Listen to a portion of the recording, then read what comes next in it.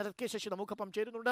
Sarath, very good morning. Happy Easter. Happy Easter എന്നൊക്കെ നമുക്ക് പറയാമെങ്കിലും അത്ര നല്ല ഉയിർപ്പിന്റെ ദിവസമല്ല കോൺഗ്രസിന്. ഒരുപക്ഷെ തെരഞ്ഞെടുപ്പ് കഴിഞ്ഞാൽ കോൺഗ്രസ് ഉയിർക്കുമായിരിക്കും. സുപ്രീം കോടതിയിൽ കേസുമായി പോയാൽ എന്താണ് സാധ്യത? IT വകുപ്പ് കടുത്ത നിലപാടിലാണ്.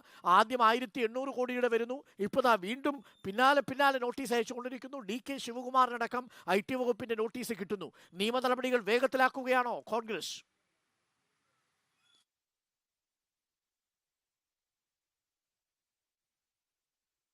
Arunkumar, very good morning. നിയമ നടപടികൾ വേഗത്തിലാക്കുകയാണ് കോൺഗ്രസ്. നാളെ തന്നെ സുപ്രീം കോടതിയെ സമീപിക്കുമെന്ന് കഴിഞ്ഞ ദിവസം കോൺഗ്രസിന്റെ ജനറൽ സെക്രട്ടറി ജയറാം രമേശ് വ്യക്തമാക്കുകയും ചെയ്തതാണ്.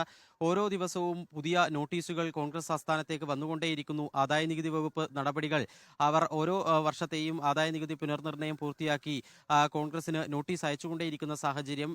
3 ദിവസം മുൻപായിരുന്നു 1823 കോടി രൂപയുടെ നോട്ടീസ് അയച്ചത്. ഇപ്പോൾ 1745 കോടി രൂപ അടയ്ക്കണമെന്ന് കാണിച്ചുള്ള ഡിമാൻഡ് നോട്ടീസാണ് ആദായനികുതി വകുപ്പ് അയച്ചിരിക്കുന്നത്. 3 വർഷത്തെ സാമ്പത്തിക പുനർനിർണ്ണയം പൂർത്തിയാക്കിയാണ് ഇപ്പോൾ അത്തരമൊരു നോട്ടീസ് ആദായനികുതി വകുപ്പ് അയച്ചിരിക്കുന്നത്. കോൺഗ്രസിന്റെ രാജ്യസഭാ MP-യും ആദായനികുതി വകുപ്പുമായി ബന്ധപ്പെട്ട് കോൺഗ്രസിന്റെ കേസ് കൈകാര്യം ചെയ്യുകയും ചെയ്യുന്ന അഭിഭാഷകനായ വിവേക് തൻഖയാണ് 1745 കോടിയുടെ നോട്ടീസ് കൂടി ലഭിച്ചു എന്നുള്ള കാര്യം സമൂഹ മാധ്യമത്തിലൂടെ സ്ഥിരീകരിച്ചത്. ഇങ്ങനെ ആകെ ഇതുവരെ ആദായനികുതി വകുപ്പ് നൽകിയ നോട്ടീസ് പ്രകാരമാണെങ്കിൽ 3567 കോടി രൂപയാണ് കോൺഗ്രസ് ആദായനികുതി, അതിന്റെ പലിശ, പിഴ എല്ലാം ആയി അടയ്ക്കേണ്ടത്. ഇത്രയും ഭീമമായ തുകയൊന്നും ഈ തെരഞ്ഞെടുപ്പ് കാലത്ത് കോൺഗ്രസിന് അടയ്ക്കാൻ വേണ്ടി സാധിക്കുകയില്ല എന്ന് നേതൃത്വം വ്യക്തമാക്കുന്നു. തെരഞ്ഞെടുപ്പ് പ്രവർത്തനങ്ങൾ ആകെ അവതാളത്തിലാകുന്ന സാഹചര്യം അടക്കമുണ്ട്. അതുകൊണ്ട് തന്നെ സുപ്രീം കോടതിയിൽ നിന്ന് നീതി ലഭിക്കുമെന്നുള്ള പ്രതീക്ഷയിലാണ് നാളെ സുപ്രീം കോടതിയെ സമീപിക്കുന്നത്. നിലവിൽ ആദായനികുതി വകുപ്പുമായി ബന്ധപ്പെട്ട ഒരു കേസ് സുപ്രീം കോടതിയിൽ